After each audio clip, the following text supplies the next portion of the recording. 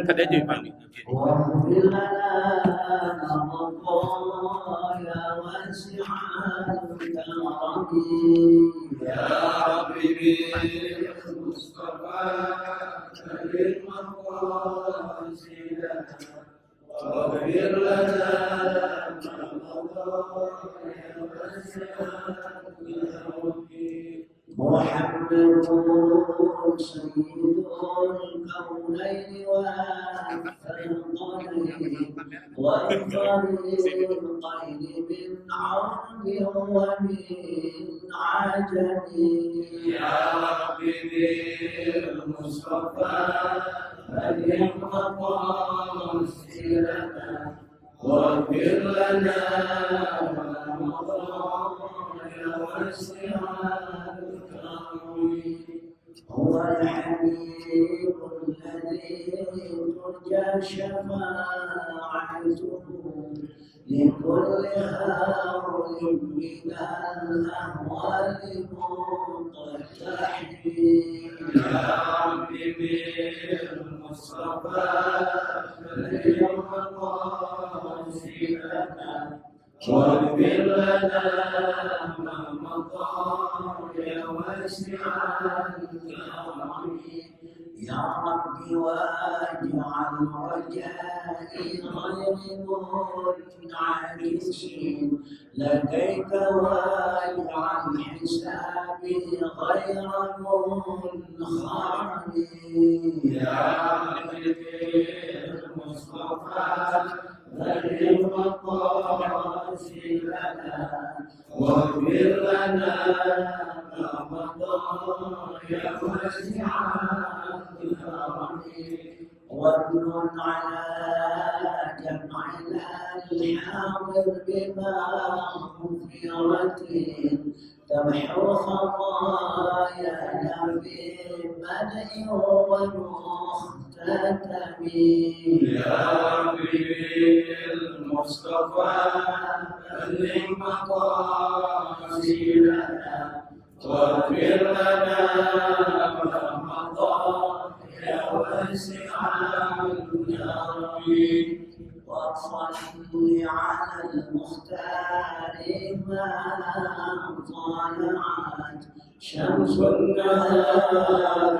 ولاحت أنجم الزهر يا ربي بالمصطفى بلغ مقاصدنا واغفر لنا ما مضى يا واسع الكرم والآل والصحب والأنصار من تبعوا هداهما اعترفوا بالعدل والذمم يا ربي بالمصطفى بلغ مقاصدنا واغفر لنا ما مضى يا واسع الكرم بسم الله الرحمن الرحيم بسم الله الرحمن الرحيم لا إله إلا الله لا إله إلا الله أستغفر الله اللهم صل وسلم اللهم صل وسلم على سيدنا محمد سيدنا وعلى آل سيدنا محمد وعلى آل سيدنا محمد وافتح لنا به وافتح لنا به أبواب علمك أبواب علمك كما فتحتها كما فتحتها على أنبيائك على أنبيائك وعلمائك وعلمائك المتقدمين المتقدمين والمتأخرين والمتأخرين وانشر علينا وانشر علينا رحمتك رحمتك يا ذا الجلال والإكرام يا ذا الجلال والإكرام. بسم الله الرحمن الرحيم. الحمد لله رب العالمين.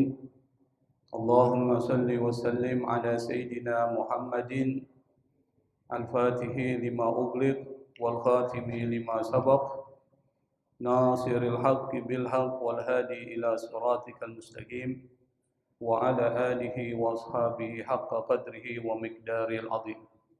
سبحانك لا علم لنا إلا ما علمتنا إنك أنت العليم الحكيم ولا حول ولا قوة إلا بالله العلي العظيم. رب اشرح لي صدري ويسر لي أمري واحلل عقدة من لساني يفقهوا قولي أما بعد.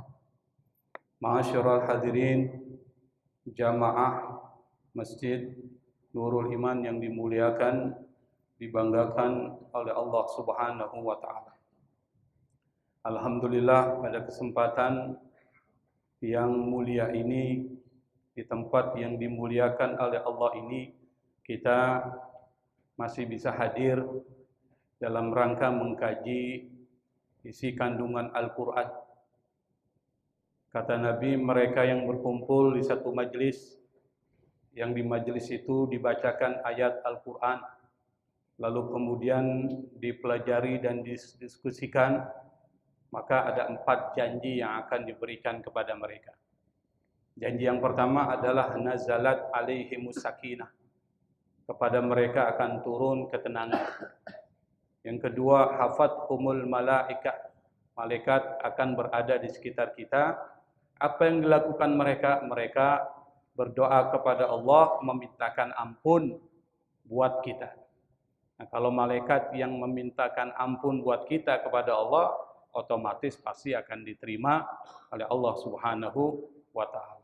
Yang ketiga, wa ghasyiyatuhumur rahmah. Rahmat dan kasih sayang Allah akan mengitari kita. Dan yang terakhir kata Nabi, wa dzakarahumullahu fi man indah. Allah akan sebut nama kita di alam yang lebih baik dari alam ini dan di makhluk yang lebih baik dari makhluk ini. Siapa? Para malaikat Allah. Jadi nama kita ini disebutin satu-satu nih, dibangga-banggain oleh Allah. Makanya saya mengatakan yang dibanggakan oleh Allah Subhanahu wa taala. Pada kesempatan malam ini kita melanjutkan kajian tafsir Al-Quran surat Al-Baqarah ayat 49 sampai 50. Itu paketnya seperti itu. A'udzubillahi minasyaitonir rajim. Bismillahirrahmanirrahim. Wa idh najjaynakum min ali fir'auna yasumunakum su'al 'adzab yuzabbihuna abna'akum wa yastahyuna nisa'akum wa fi dhalikum bala'un min rabbikum 'azim. وَإِذْ فَرَقْنَا بِكُمُ الْبَحْرَ فَأَنْجَيْنَاكُمْ وَأَغْرَقْنَا آلَ فِرْعَوْنَ وَأَنْتُمْ تَنْظُرُونَ. Ayat ke-49 sampai 50. Dalam kitab tafsir yang ditulis oleh Syekh Ali As-Sabuni, Tafsir Al-Wadih Al-Muyassar, beliau mengatakan yusabbihuna abna'akum wa idnajjaynakum min ali fir'auna yasumunakum su'al adab. Ay wazkuru ya bani Israel ni'matiyal azimata alaikum. Kata Syekh Ali As-Sabuni, dan ayat ini adalah ayat yang merupakan kelanjutan dari ayat-ayat sebelumnya yang kita bahas pada pertemuan minggu yang lalu. Apa kata Syekh Ali As-Sabuni menafsirkan ayat ini? Beliau mengatakan, wazkuru ya bani Israel ni'matiyal azimata alaikum. Wazkuru dari kata zakara. Kata zakara itu maknanya banyak ya. Ada kata zakara bermakna menyebutkan, uzkur, sebutkan. Ada kata zakara yang maknanya mengingat. Maka muncul kata zikir. Zikrullah, mengingat Allah dengan menyebut nama Allah. Jadi ada keterkaitan.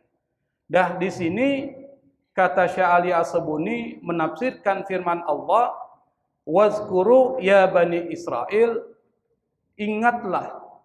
Siapa? Ya Bani Israel. Khitabnya ini, target ayat ini adalah kepada Bani Israel. Bani Israel yang tinggal pada zaman Nabi disuruh ingat peristiwa-peristiwa besar yang merupakan nikmat Allah yang diberikan kepada mereka, Bani Israel. Bani Israel ini banyak nikmat diberikan kepada mereka, tapi mereka tidak mensyukurinya. Maka Allah ingatkan lagi. Ingatlah wahai Bani Israel. Siapa Bani Israel? Bani Israel itu adalah anak keturunan dari Nabi Yakub.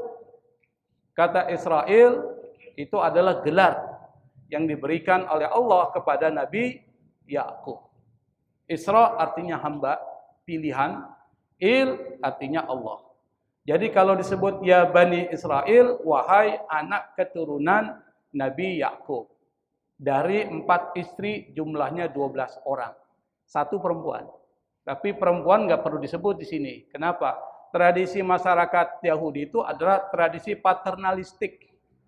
Dia lebih arahnya garis keturunan ke bapak, ke laki-laki. Makanya nggak disebut. Siapa mereka? Dari 4 orang istri. Saya sering ulang-ulang ini supaya kita sering ingat. 4 istri yang pertama dari anaknya Laban yang bernama Rahel. Maka di sini nama Rachel. Tahu Rachel ya? Pernah dengar ya? Itu dari kata Rahel. Rahel. Dari Rahel ini Nabi Yakub punya anak 2. Nabi Yusuf dan Bunyamin. 2. Yang kedua kakaknya Rahel yang bernama Lea. Punya anak 6. Yang pertama yang paling sulung. Kalau bahasa Betawi apa sih? Sulung. Apa sulung, Pak? Yang paling besar. Tapi itu bukan bahasa Betawi, bahasa Indonesia itu. Yang paling sulung, yang paling gede. Yang paling gede. Gede badannya atau gede apanya? Yang paling bongsor. Yang pertama Ruben. Makanya ada tuh orang Kristen namanya Ruben. Ruben Onsu. Pernah dengar Pak ya? Ruben, kemudian Simon. Kalau Bapak sering nonton American Got Talent, ada namanya Simon. Dari kata itu nama anak keturunan Yakub. Dari Simon kemudian muncul nama Louis. Yang dari kata itu nanti muncul celana Levi's. Levi's. Makanya kalau Bapak beli Levi's itu yang asli, itu biasanya uangnya itu untuk Zionisme, Pak. Katanya begitu ya, katanya, saya nggak tahu juga sih. Yang keempat, Yahuda. Yahuda. Siapa Yahuda? Yahuda itu nanti punya keturunan namanya Yahudi. Bani Yahud. Nanti kan jelaskan sedikit biar kita paham. Lalu kemudian ada namanya Zabulon. Ada satu lagi, saya lupa namanya. Itu 6 orang. Nah, nanti si Rahel itu punya pembantu. Pembantu itu nanti dinikahi oleh Nabi Yakub. Punya 2 anak. Pembantunya Lea dinikahi lagi oleh Nabi Yakub, punya 2 anak. Berarti berapa tuh, Pak? 2 tambah 2 tambah 2 tambah 6 berapa? 12. Nah, dari Lea ada satu putri namanya Dina. Jadi panggilnya Dina. Jadi dari Lea itu ada 6 laki-laki, yang perempuan 1 namanya Dina. Tapi nggak disebut. Yang dipakai adalah 12. Yang nanti 12 ini menjadi suku. Yang nanti suku ini nanti pada saat Nabi Musa memecah lautan, itu menjadi 12. Wa faraqna. Jadi bahro lautan itu kan dipecah menjadi 12 jalan. Nanti akan diceritakan di sini. Nah, keturunan anak Yakub ini kan menyebar. Yang nanti jaya-jayanya pada saat ketika orang-orang Bani Israel dipimpin oleh Solomon. Siapa Solomon? Nabi Sulaiman. Ustaz Sulaiman. Nabi Sulaiman. Pada saat ketika Nabi Sulaiman berakhir, kekuasaannya terpecah menjadi kekuasaan Israel Utara dan Israel Selatan. Israel Utara dan Selatan nih Pak. Israel Utara nanti ibu kotanya di Samaria. Israel Selatan ibu kotanya di Palestina. Yang kemudian dari Yahuda. Makanya mereka nanti membentuk namanya negara Israel modern. Disitulah Zionisme bermain ideologinya. Dan yang sekarang menghantam orang-orang Muslim di Palestina bukan cuma orang Islam, tapi orang-orang Nasrani juga. Itu adalah Zionis, Suhyunism dari Yahudi. Karena nggak semua orang-orang Yahudi itu punya akhlak yang nggak bagus. Tidak semua. Ada juga yang membantu orang-orang Islam. Jadi nggak semua. Yang kejam itu adalah kelompok Zionis. Nah, di sini Allah ingatkan kepada Bani Israel, wahai Bani Israel, ingatlah nikmatku yang besar yang aku berikan kepada kalian. Nikmatnya banyak. Yang pernah kita jelaskan sebelumnya. Tetapi di sini dikhususkan ceritanya. Nikmat yang diceritakan oleh Allah kepada Bani Israel supaya mereka mengingat dan mensyukuri apa? Hina najaitukum. Hina ketika. Najaitukum, aku menyelamatkan kalian, kata Allah. Kapan diselamatkan? Dan dari siapa diselamatkan? Najaitukum min batsyi Fir'aun. Aku selamatkan engkau dari siapa?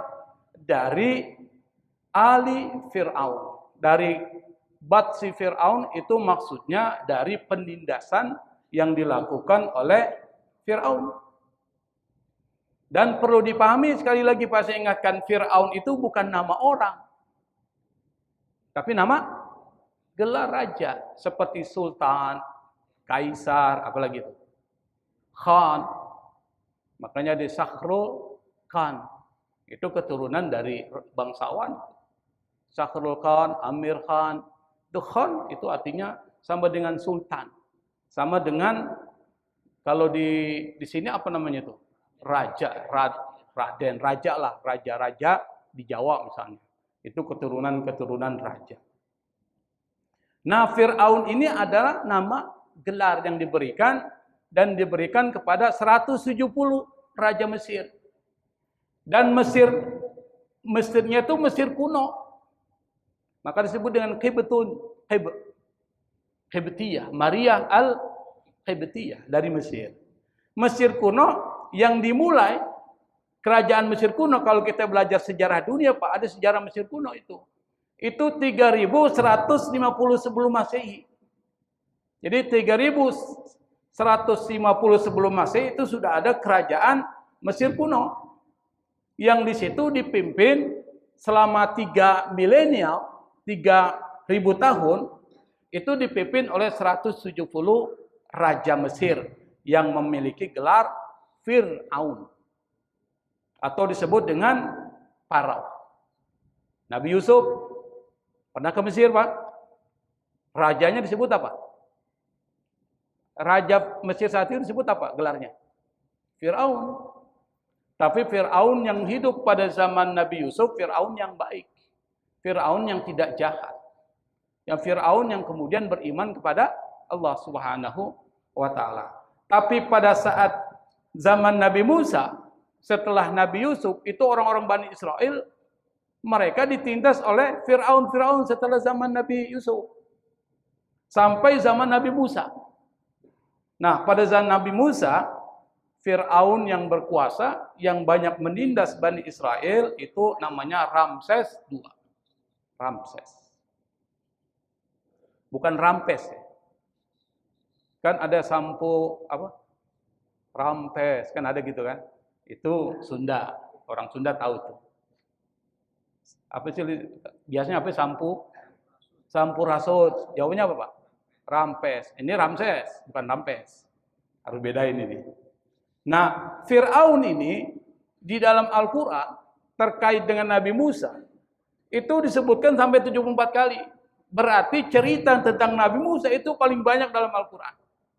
Jadi cerita Nabi Musa itu paling banyak disebutkan Allah di dalam Al-Quran. Dan ketika bicara tentang Fir'aun, itu dibuat karakteristik, dibuat ciri adalah orang yang melampaui batas. Makanya diambillah Fir'aun sebagai istilah nama dari raja yang ada pada zaman Nabi Musa. Ente ke Fir'aun ente. Kenapa? Karena ketika bicara tentang Fir'aun dalam Al-Quran, itu membicarakan Fir'aun yang jahat itu.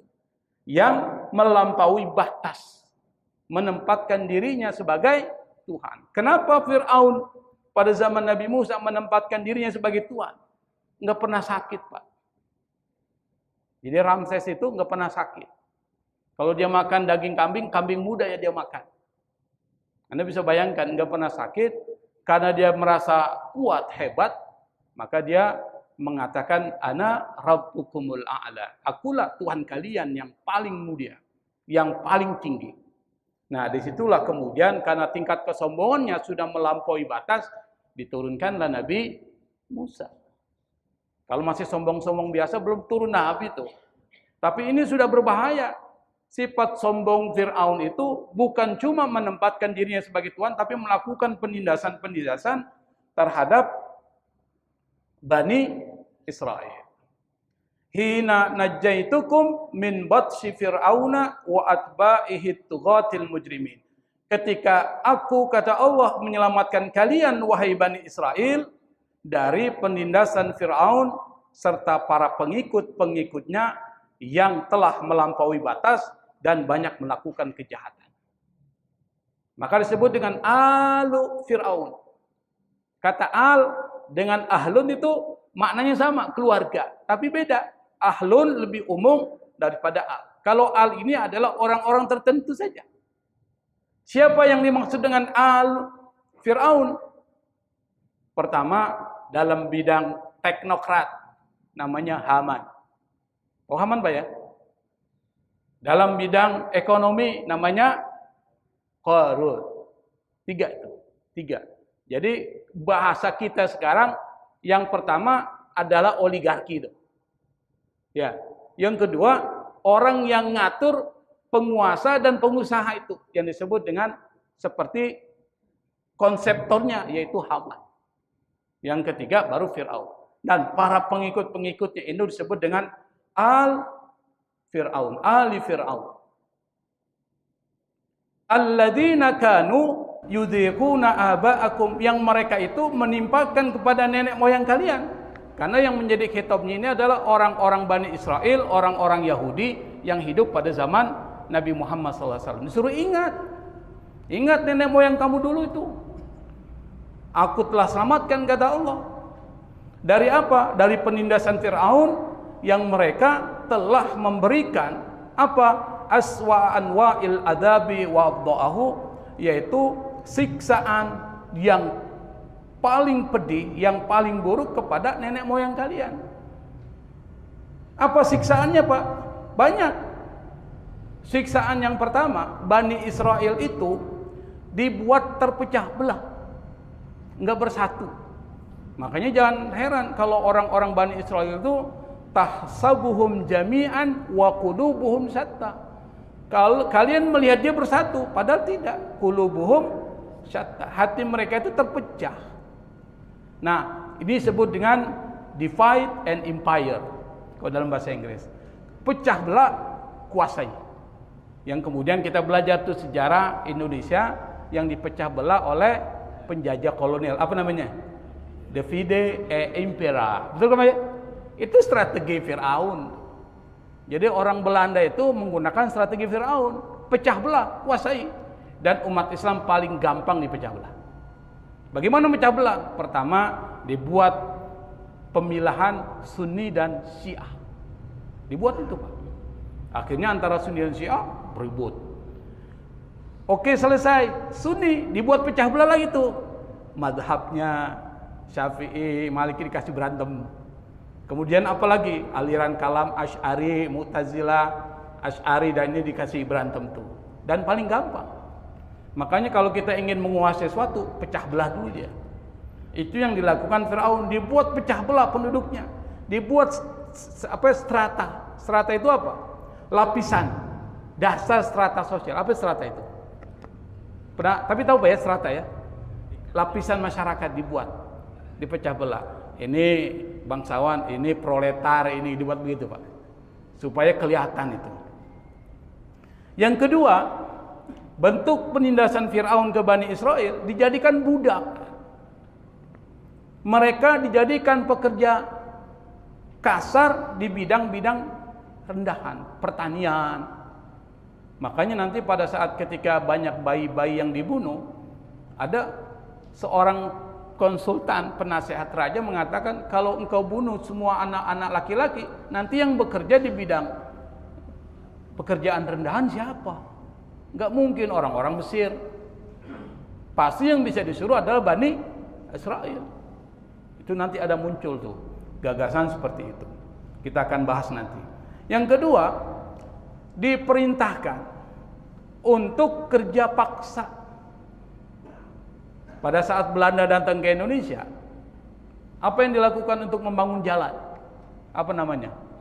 Kerja rodi paksa. Jalanan dibangun Pak. Kenapa? Itu menghubungkan. Tapi karena mereka tidak mau keluar uang banyak, mereka paksa.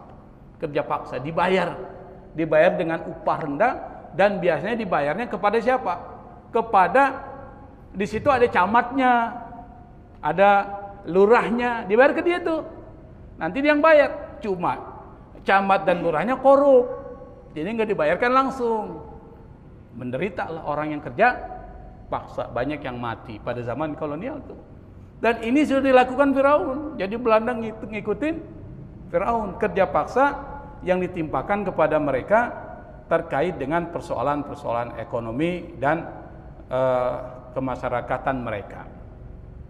Tetapi kata Allah, yang paling pedih penindasan yang dilakukan Firaun apa? Yuzabbihuna abna'akum wa yastahyuna nisa'akum. Ay yuzabbihuna adz-dzukura min Bani Israel. Apa? Yang paling pedih adalah siksaan terhadap Bani Israel. Kata Allah, diingatkan kepada mereka apa? Orang-orang Firaun, para tentaranya, para pengikutnya itu mereka menyembelih, membunuh anak laki-laki az-zukur min Bani Israel, dari Bani Israel, wa yubkhunal inasa ala qaidil hayat, dan membiarkan para perempuan tetap hidup. Jadi yang dibunuh laki-laki, yang perempuan dibiarkan hidup. Pertanyaannya adalah kenapa? Kenapa yang dibunuh anak laki-laki? Kenapa anak perempuan dibiarkan hidup? Fir'aun melakukan itu karena satu ketika dia pernah bermimpi. Ro'a ru'yan fi manamihi anna naran aqbalat min Baitul Maqdis. Dia mimpi ada api besar datang dari Baitul Maqdis. Baitul Maqdis di mana sih Pak? Yerusalem, Palestina. Palestina tempatnya siapa? Bani Israel. Hatta stamalat ala buyuti Misra, sampai kemudian semua rumah orang Mesir itu terkena api semua. Fa ahraqat al-qibta, dan membakar Qib itu Mesir. Disebut dengan Qibtun, Egypt. Dari kata Qibtun nanti muncul kata Egypt. Egypt itu dari bahasa Inggris yang artinya Mesir. Dari kata Qibtun. Wa tarakat Bani Israel. Semua orang-orang Mesir rumahnya terbakar dalam mimpinya Fir'aun. Tapi yang enggak terbakar rumahnya siapa? Bani Israel. Itu mimpinya seperti itu. Wa ahraqat buyuta Misra, dan rumah orang-orang Mesir terbakar semua kecuali rumahnya orang-orang Bani Israel. Fir'aun pas bangun dari tidurnya, fada'as saharata wal kahanata fasa'allahum an ru'ya. Dia panggillah tukang tenun, dia panggillah ahli sihir, karena zaman Fir'aun Pak, zaman Nabi Musa, itu profesi yang paling tinggi, yang paling penting. Itu bukan dokter Pak, bukan tabib. Kalau sekarang profesi yang tertinggi sekarang siapa? Dokter tuh. Kalau jadi dokter biasanya kaya udah. Apalagi dokter spesialis. Mau periksa tulang aja sampai 1.500.000 konsultasinya, Pak. Bisa bayangkan, belum obatnya. Nah, pada zaman Nabi Musa, profesi yang paling tinggi itu adalah tukang sihir, tukang tenun. Makanya Fir'aun punya penyihir-penyihirnya. Karena mereka inilah yang mempunyai profesi yang paling penting dan status yang tinggi, dan tidak semua orang bisa belajar sihir.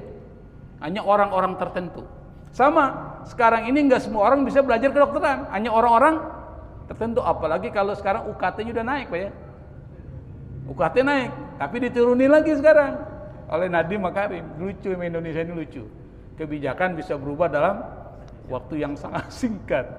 Artinya apa? Kalau negeri ini diatur secara amatiran, hancurlah kita, Pak. Tidak menggunakan konsep ya, tidak menggunakan pemikiran yang cermat, bahaya itu. Tapi kita nggak masuk wilayah politik ya. Politik adalah bagian masing-masing kita aja. Nah, ahli sihir dan kahana, tukang tenun, itu dipanggil oleh Fir'aun. Fasa'alahum an ru'yah. Mereka ditanya tentang mimpinya. Faqalu lahu, mereka tukang sihir dan tukang tenun itu mengatakan, yakhruju min hadzal balad alladzi jaa banu Israil minhu. Akan datang dari tempat ini adalah orang yang datang dari Bani Israel, yang nanti akan menghancurkan Mesir. Nah, dari tafsir mimpi daripada ahli sihir dan tukang tenun itulah, maka mereka dianjurkan. Fir'aun diberikan masukan, kalau begitu ada bayi yang baru lahir dari perempuan-perempuan Bani Israel, yang laki-laki bunuh, yang perempuan biarin hidup. Itu salah satu instruksinya. Bertahun-tahun itu terjadi, Pak. Sampai kemudian Nabi Musa punya ibu mengandung, dia minta sama Allah, dan kandungannya tidak terlihat. Jadi tidak seperti orang hamil. Anda bisa bayangkan, tidak seperti orang hamil, tiba-tiba melahirkan. Dan pada saat melahirkan itu, kemudian anak itu dialirkan ke sungai Nil, sampai ke tangannya Siti Asia. Nah, Siti Asia itulah yang kemudian mempengaruhi Fir'aun untuk bisa mengambil Musa sebagai anaknya. Nah, akhirnya dibunuhlah para laki-laki dari Bani Israel. Kira-kira bisa dipahami nggak, Pak? Bentuk penindasan seperti itu tuh diceritain sama Allah. Dan orang-orang Bani Israel suruh ingat. Lalu disebutkan, wa fi dzalikum bala'um mir rabbikum adzim. Semua itu adalah apa? Bala. Bala itu artinya ujian dari Tuhanmu, ujian yang besar dari Tuhanmu. Ai wa fi ma halla bi abaikum minal adzabil muhin ikhtibarun azimun lakum minallah litamyizil mu'mini minal kafiri wal barru minal fajir. Apa yang terjadi terhadap orang tua kalian, nenek moyang kalian, yaitu siksaan yang pedih yang diberikan oleh Fir'aun, itu adalah ikhtibar. Ikhtibar itu artinya ujian, bala.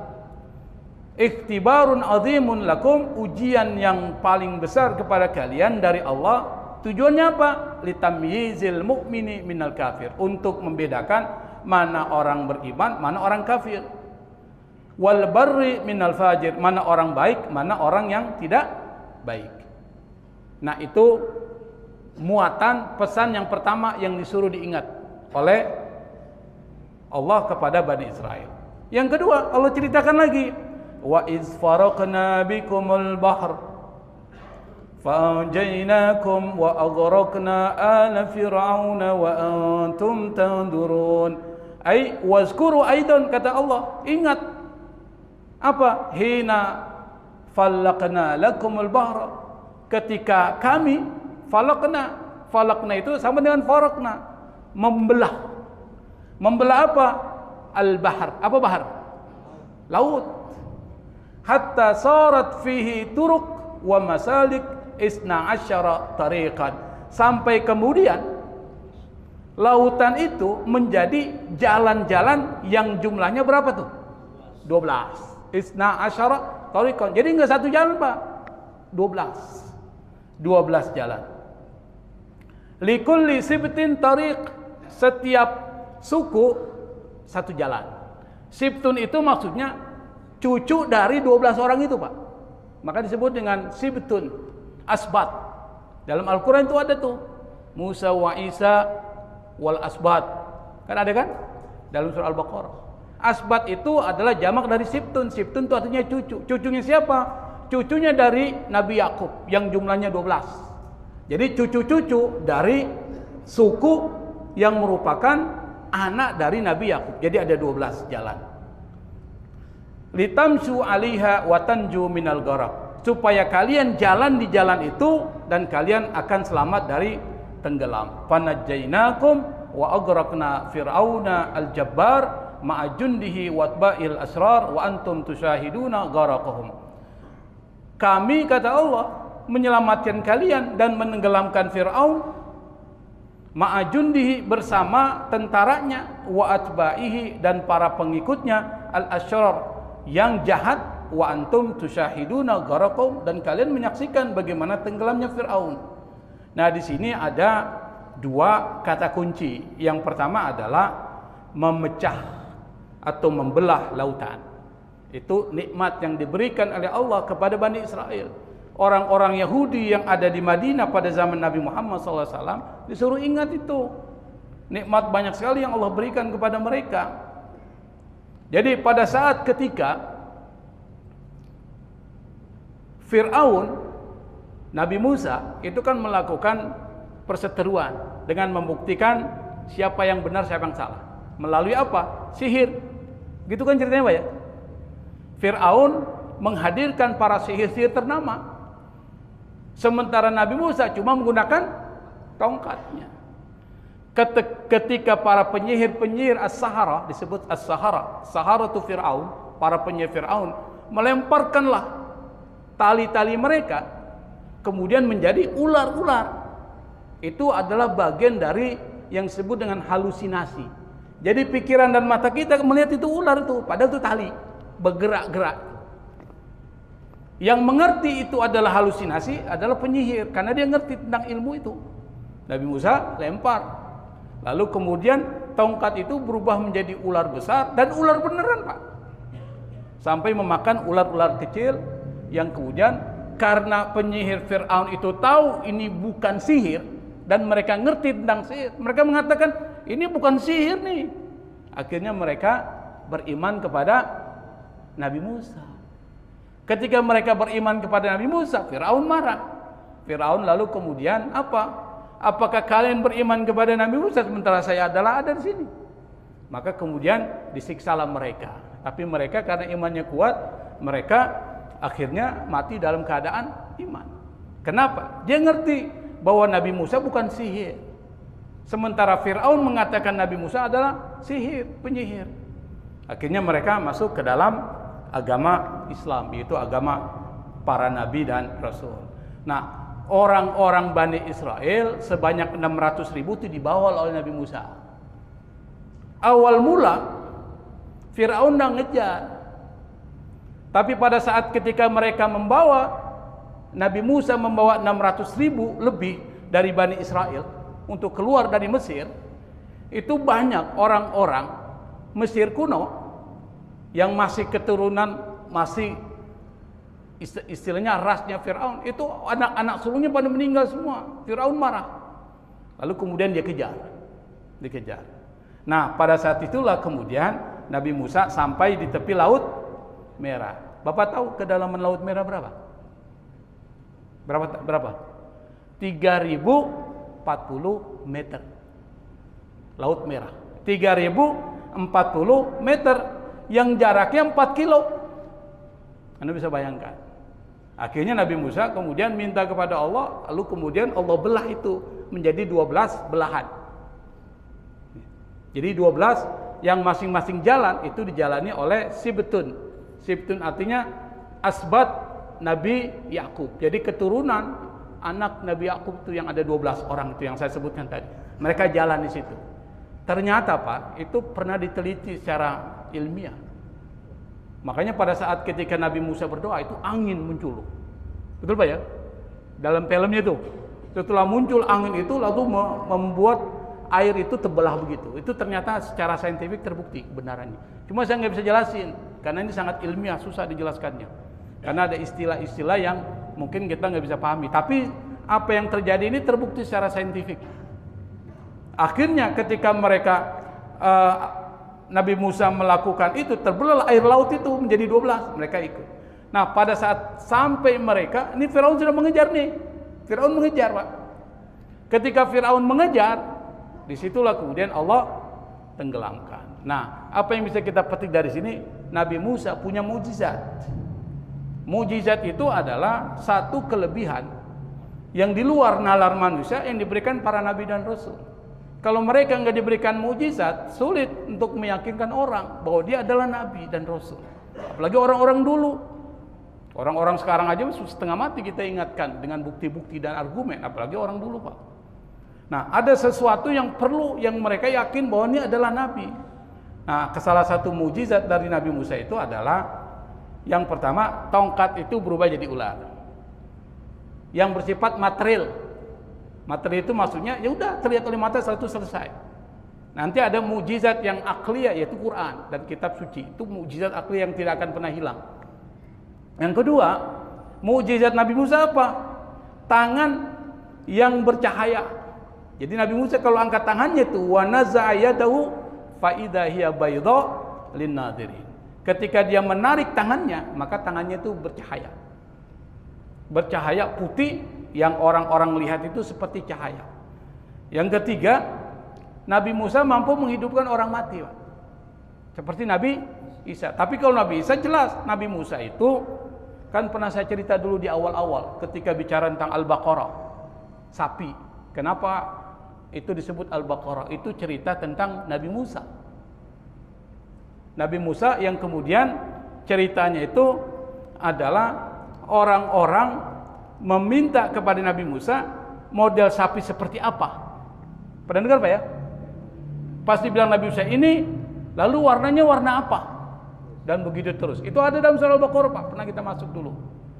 Nah pada saat ketika sudah sesuai dengan apa yang diinginkan oleh Bani Israel, lalu kemudian ekornya dipukul kepada orang yang mati yang dibunuh. Siapa yang membunuh kau? Pas dipukul itu bangun dia, padahal udah mati. Lalu dia bilang, yang membunuh saya adalah si fulan. Setelah itu dia mati lagi. Artinya apa? Salah satu mukjizat Nabi Musa selain dia bisa membelah lautan, juga mampu menghidupkan orang mati. Yang berikutnya adalah disebutkan oleh Allah, wa iz faraqna bikumul bahra fa anjaynakum. Maka kata Allah, kami menyelamatkan kalian. Bagaimana menyelamatkan Nabi Musa dan para mengikutnya?